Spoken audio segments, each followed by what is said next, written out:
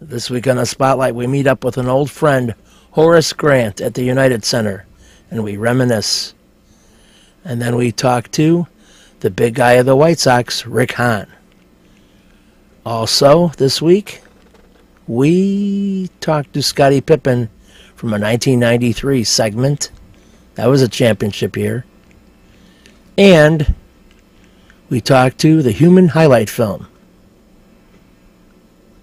Check out my website, benkowski.com, for my weekly article and up-to-the-minute trivia sites. Welcome to the Perfect Pitch Auto Repair Sports Spotlight. They do it all at 108th and Kedzie. Flowers for every imaginable occasion at Lansing Floral Shop. Call them at 708-474-1212. They deliver. We'll be at Sheffield's for a trivia game Wednesday, November 16th at 7:30 p.m. in Dyer, Indiana. Mark your calendar. Sheffield's Trivia. Great food, great drink, great everything. See you there. Family Dentist. Lawrence Ferlin. E is the dentist. 109th and Kedzie. Crowns, veneers, cleanings, and more. With a 30-year Southwest Side tradition, Huck Finn is open 24 hours to serve you with great breakfasts like the Becky Thatcher, soups, great lunches, 1/3 pound burgers, clubs, and much more. Dinners from seafood to steaks to pasta, great donuts, and ice creams. With 3 locations at Archer and Damon, 67th and Pulaski, and 105th and Cicero. Stop in today. You know Huck Finn is open. You've got to get to Dr. Sherman Clay, chiropractor. Gentle adjusting. Most insurance accepted. Massage therapy, too. Walk-ins are welcome. Call 773-324-4325. That's HEAL. Dr. Sherman Clay. You've got to get to Snappers Seafood and Chicken, new to Chicagoland from Florida. Tilapia, perch, catfish, shrimp, conch from the Miami Connection, crab, Philly steak, grilled food, and much more at 115th and Western. See you at Snappers. You've got to get to Shelton Fireworks, the world's largest warehouse, off Interstate 94, exit 22B in Porter, Indiana. Row after row of the best fireworks anywhere, from the little ones to the grand finales that'll end your show. Birthdays, anniversaries, graduations, in addition to the 4th of July. Just get over there to Shelton Fireworks now. Then you can reload by the time summer comes. Shelton Fireworks, I-94, exit 22B in Portage. It's a special treat when you're sitting inside the United Center and you see somebody that you've known for almost 30 years. And that was the case when I ran into a 1987 Chicago Bulls draft pick, and Danny Rios pointed him out to me way across the arena. And I said, how do you know that's him for sure? What if it's his twin brother? It turned out to be Mr. Horace Grant. And we immediately went into flashback mode of some of the funny things that occurred when I was doing stuff in the 90s and he was getting some big-time rebounds in the 90s. So, yeah, I was just telling one of my favorite Grant family members that I'm still doing this show. And, man, Horace, it's been a while. So catch us up on maybe what you've been doing the last couple years. You look like you're a successful businessman. Well, this is very deceiving, but I just joined the Bulls as a special advisor to Michael Reinsdorf. I'll be helping out in the community, hopefully a little bit with the team. But you know, it's great to be back and be part of this great organization. And plus, I have a little stint with NBA. I travel internationally on behalf of the NBA, the league rather, working with the youth around the world. Oh, that's fantastic. I don't know where to begin. Why don't we begin in 1987? You would have to go back to 87. Well, you know, because I was there. I did some radio with you guys, and I had this very funny event somewhere around 1989 where you and Scotty were on my show. And then one of you portrayed an audience member. I think it was you asking him. You said, how smooth is your relationship with Coach Doug Collins? and you both fell out. Remember that? I remember that question, and we had a not so smooth relationship with Doug as a rookie, but once you get older, you understood where he was coming from and a lot of his teaching. So, but as a rookie, I mean, it was brutal. But I think as he progressed in his career, he learned some patience as well. Exactly. I mean, it's from both ends. From my perspective and Scotty being rookies, we thought we knew everything, and Doug, over the course of his career as a coach, he learned a lot of patience. Well, then in the championship run, I don't know if I said this on mic yet, so I want to repeat it, but in '92 at the other building, when you got up to jump around after eliminating Portland, I said something like, "You got a word?" And you went like this. So I just jumped up on the press table with you. I got to find that video, but those are the days, huh? Those were some great days, some great years here in Chicago, and you were a fantastic dancer up there. But there were ups and downs because there were so many expectations on you guys. I remember one time you guys lost to either Utah or San Antonio. And one of you, I think Scotty, wrote on a piece of paper, "No comment." And you stuck it on your locker. And then I said, "Oh, Scotty, no comment?" And then I said, "Horace, what about you?" And you pointed to the paper. I always let Scotty take the lead on things like that. But most of the time, you did talk. And one of the things I want to thank you about years later is when you go on the Western road trip, I'd always come to you and say, "Give me a little analysis of each team." And one of the funniest things you ever said to me was when I asked you to analyze a little bit about your good friend, Gary Payton. You mean the mouth? I mean, GP, I played with him 1 year in Seattle and 1 year with the Lakers. What a great guy. But once you get him going, there's no stopping him from talking. I mean, really trash talking. But, Hall of Famer, one of the great ambassadors of the NBA. Kind of you. Well, looking back, after you left the Bulls, what would be your favorite stop in the NBA? What was the best time you had? The favorite stop would be Madison Square Garden. Yeah. Just because of the history behind that place, the battles we had with the Knicks, and just that city itself. I mean, in my opinion, that's the #2 city in this country. Chicago's #1. Well, sweetly, perfectly said. In terms of great NBA families, Paxson and his brother and his father all played in the NBA, and now you got this three family member situation. Give us some things to look for in your nephew. Well, Jaren, who's here in Chicago, he has the talent, he has the drive, he has the passion. Now he has to make sure that when he gets an opportunity behind, Rondo and Wade and the other point guards, say that opportunity comes, he has to grasp it. And my nephew in Philly, Jeremy, the sky's the limit for him also, and I've given them the same advice. All right. Where do you spend most of your time? I guess it's going to be in Chicago now then, right? Yeah, most of the time I'm going to be here in Chicago, but I reside in California on the Central Coast in San Luis Obispo. But from my understanding, I might need to get a home here. Yeah, well, that's always a good idea. And then international, you just stay in the Prima hotels, right? Exactly. 4 or 5 stars. All right. Horace, it's good to catch up with you. I don't want to burn you all up on one chat. Next time I see you around, we'll talk more. We'll dance more. All right. You got it. One of my favorite players of all time, Horace Grant. You've got to get to Lansing Floral Shop. Open at 8 a.m. daily.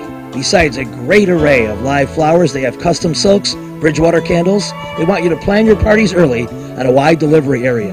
They're located at 3420 Ridge Road in Lansing, or you can call 708-474-1212. Weddings, funerals, birthdays, anniversaries, and guys, try the No Reason flower. Believe me, it works. Lansing Floral Shop. Give them a call, 708-474-1212. Kim G. Sherman, psychotherapist, Des Plaines Wellness Center, Therapy for individuals, couples, families. Call 847-962-4849. I've known Kim for over 20 years. She is a true professional, and she will help you. Give her a call. Family Dentist, Lawrence Furlan, DDS, 109th and Kedzie, crowns, veneers, cleanings, improving your smile. They do a great job. Call 773-233-7044. Excellent work, impeccable. Call the Family Dentist, 773-233-7044. They did a great job for me, and they'll do a great job for you. You've got to get to Shelton Fireworks, the world's largest warehouse, off Interstate 94, exit 22B in Porter, Indiana. Row after row of the best fireworks anywhere, from the little ones to the grand finales that'll end your show. Birthdays, anniversaries, graduations, in addition to the 4th of July. Just get over there to Shelton Fireworks now. Then you can reload by the time summer comes. Shelton Fireworks, I-94, exit 22B in Portage. You've got to get to the Wise Owl. They got pizza, pork sliders, Cuban, carrot soup, elote burgers, and my trivia game, Monday, November 7th at 8 p.m. Great cocktails, great bartenders. Van Buren and Racine, the Wise Owl, a great place. You'll like it. I'm telling you, you'll like it. So White Sox baseball is done for 2016. It's playoff time for the others. And the White Sox want to be in that group of the Elite 10 in 2017. And certainly, Ricky Renteria will boost them and increase their chances of being in that group. And we talked to him and Rick Hahn right after the season ended about the whole opportunity and what they need to do to be a true contender in 2017. To be with the big boys, to be with the big buildings. Good morning, everybody. Thank you very much for being here today. I do want to try to address some of the questions that I anticipate up front, some of the potential misperceptions out there about this process, and then after introducing you formally to the next manager of the Chicago White Sox, we'll throw it open for questions. Today is, or this past week, or several days I should say, a little bit of a bittersweet process. Obviously a good man, a good loyal White Sox, and then for me personally a good friend is no longer with the organization. At the same time, we are now turning the page and looking forward and are very optimistic and excited about what we have to announce today. But first, before we get to Rick, a few comments on Robin Ventura. You know, I think his class and character throughout his entire 5-year tenure, part of what attracted us to him initially when he was targeted and recruited to be the manager of this club, showed through very strongly, not just over the course of his tenure, but certainly very much over the last month or so. It was a little over a month back that Robin and I first had the conversation in which he raised the notion that he felt it was time for the organization to make a change in the managerial chair. He had some personal reasons behind it, which I will not go into, but at the same time, his main concern and his main focus was what was best for this organization. He and I, obviously, we spoke every day, and those conversations specifically happened over a number of days, as I said, a little over a month ago. And part of what Robin wanted to emphasize was to give us the opportunity to begin a search and to have time to enter the off-season with a plan in mind in terms of what we wanted to do in terms of his replacement. At that time, he also spoke highly of Rick, which was not a surprise, and we began the process of sitting down and having more specific conversations with Rick about him fitting into this role. We feel in Rick we are now in the position to commit fully to him as our manager for several reasons. He is obviously very well respected throughout this game, has an incredibly high baseball IQ and a tireless work ethic, which everyone is aware of. He has the ability to communicate across a multicultural clubhouse and is already extremely well respected within that room. For us, This is not a quick process. This isn't something that happens overnight. The fact of the matter is that there are lists throughout this building of potential successors for just about every position in this organization should something arise, mine included in all probability. And Rick has been on the list for us as a potential managerial candidate for a number of years, even prior to his most recent opportunity. He has also been on our list for a number of years as a potential bench coach. The fact of the matter is that we reached out to Rick 2 years ago to try to get him in the organization, and obviously were able to hire him a year ago to join Robin's staff. I remember at the time when we made that move, in discussing it with Jerry and Kenny, I expressed that I only had one concern with this hire, and that is that Rick was likely only going to be here for a year, since assuming things went the way we all had hoped, it was a near certainty that someone else was going to snap him up to be their big league manager for 2017. And had he gotten to the market this offseason, I certainly believe that was going to be the case elsewhere for him. We had a number of conversations, both Rick and I alone over the course of the last month, as well as larger group conversations involving Buddy Bell and Kenny and Jerry Reinsdorf.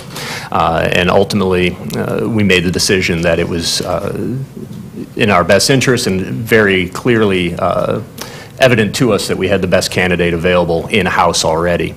I do understand, and I have heard questions, and it was certainly something we talked about internally. Why did we not throw this thing open to a larger search and go through a formal process through a screen of those outside the game? I will say there really were a few factors factoring into that. First, we were pretty confident, very confident, that as qualified as candidates as there may be out there in the game, we certainly weren't going to find anyone who we would feel any better about in terms of his leadership ability, his experience, his communication skills, work ethic, open-mindedness, and creativity. Certainly some of the candidates might have matched him in that regard. There are some quality candidates out there in the game. What none of them were going to be able to bring, though, was that ability to seamlessly take over this position, to, on day one, already have relationships with the players in that clubhouse, with the other staff members in the organization, not only in Chicago, but throughout the minor leagues, and to hit the ground running as a respected leader within this organization. As we'll certainly talk about more over the coming weeks and months this offseason, this organization has a lot of work to do this offseason. Hiring Rick puts us in the best position to attack these problems and these issues and whatever needs to be done on day one. And we knew when we had the right guy that there was no need to delay and move, push back the date that we have come to today. With a 30-year Southwest Side tradition, Huck Finn is open 24 hours to serve you with great breakfasts like the Becky Thatcher, soups, great lunches, 1/3 pound burgers, clubs, and much more. Dinners from seafood to steaks to pasta, great donuts, and ice creams. With 3 locations at Archer and Damon, 67th and Pulaski, and 105th and Cicero. Stop in today. You know Huck Finn is open. Go play at Red Shoes Billiards, 12009 South Pulaski in Alsip, featuring 16 Brunswick Gold Crown pool tables, drop fluorescent lighting fixtures, and the fabulous grade of cloth. Call 708-388-3700. And now video gaming is available at Red Shoes from open till close. And don't forget the Illinois Lottery too. That's Red Shoe Billiards, 12009 South Pulaski.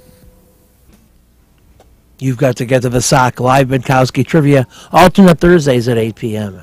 93rd and Roberts Road. Great game, great people. Check out the Sock. I think you'll be glad you did when you go to my trivia game every other Thursday. 8 p.m., 93rd and Roberts Road. Perfect Pitch Auto Repair at 108th and Kedzie. Does tune-ups, transmission, AC service, engine repair, tire repair, oil changes, and emission system repair. They're open Monday through Friday from 8 a.m. to 6 p.m., and they've done a great job for me. Perfect Pitch Auto Repair at 108th and Kedzie. You've got to get to Papa Joe's new location, 5900 West 111th Street. Italian beef, tetrazzini, great pizza, Parmesan, ravioli, and more. All my classic choices. New location, and they can still deliver into the city. Get to Papa Joe's. The resignation on the faces of the Atlanta Hawks was evident in the final minutes. In fact, in my opinion, it was evident in the latter half of the game. Despite the fact that the referees helped keep the game close, this game was decided fairly early, and it was the play of Michael and Scotty for the most part, and especially Horace on defense, that helped decide it. Defense. Our defense wasn't the same the games we beat them early in the year. That's the difference. Dominic, one of the things seems to be the three-pointers were key because we get a man open, nobody was there to put a hand in the face of the shot. Well, I tell you what, we had a lot of good shots. We had a lot of good shots. Shots that rolled in and out. We got some down low that rolled in and out. We got in the paint. Missed shots. Another key is the bench play. The Bulls bench has been outplaying your bench right now. Their bench been playing well, very well. I have to give them credit.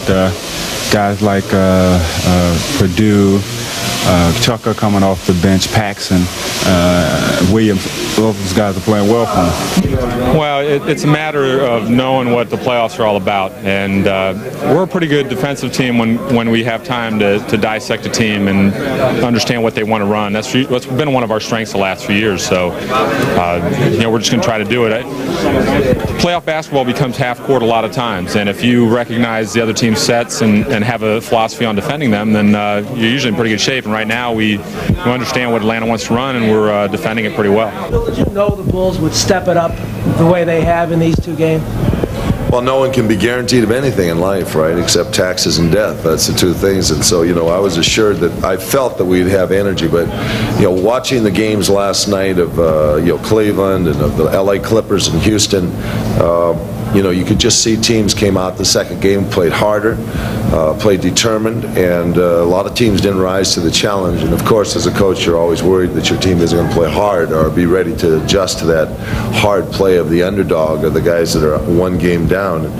And I was disappointed when I went in at half and they had really initiated the action, I felt, the whole first half, but we got it back the second. Michael, this makes the Atlanta success against you in the regular season look fairly meaningless. Do you agree with that? Well, it's not over yet. When it's over, then I answer to that. But right now, we got a 2-0. Yeah, it's looking in that favor, looking towards that. But basically, we still got one game to win, and they go home. They're going to have, I'm pretty sure, some very enthusiastic crowds there, and they're going to be very intense themselves. And I think if we can go out there and play the game that we've been playing here on the road, we can certainly put them at rest. You've got to get to Jack's. 3325 Ridge Road in Lansing. Trivia every Tuesday at 7 p.m. A very intense competitive game. Any of half a dozen teams can win. My game show at Oliver's gets better and better at 6100 West 159th Street in Oak Forest. Live trivia alternate Thursdays at 7 p.m. Have great food, great drink, and great trivia at Oliver's. Perfect Pitch Auto Repair at 108th and Kedzie is great. Tune-ups, transmissions, AC service, engine repair, tire repair, oil changes. They're open Monday through Friday, 8 a.m. to 6 p.m. They do a great job for me, and they'll do a great job for you. They're quick, and they don't charge an arm and a leg. Perfect Pitch Auto Repair, 108th and Kedzie. Trivia will be at the Sock. Alternate Thursdays at 8 p.m. 93rd and Roberts Road. Great food, great drink, great people. Everything great. You've got to get to Del Sur Mexican Restaurant, open for lunch and dinner daily. Shrimp, tilapia, salmon, steak, chicken dishes, you name it. It's all there at 46th and Halsted. Great stuff at Del Sur Mexican Restaurant. Reggie's is a great place with tons of music, interesting people and staff, great food and drink at 21st and State. And amongst the cool things they have, Benkowski Trivia. All shows are now Monday at 6 p.m. Reggie's, 21st and State, a fun place. In Cleveland, Mark Price put the Cavs ahead early with the big tray. And yes, the Cavs were off and running, but Bill Cartwright with the comeback, he was very solid throughout. In the second quarter, Cleveland pressure on defense was extreme, and Gerald Wilkins to Brad Daugherty, the beneficiary. But a big push at the end of the first half, and the Bulls had cut the lead to 4. Strong defense in the third quarter led the Cavaliers. They also got some help from Gerald Wilkins on the offensive end.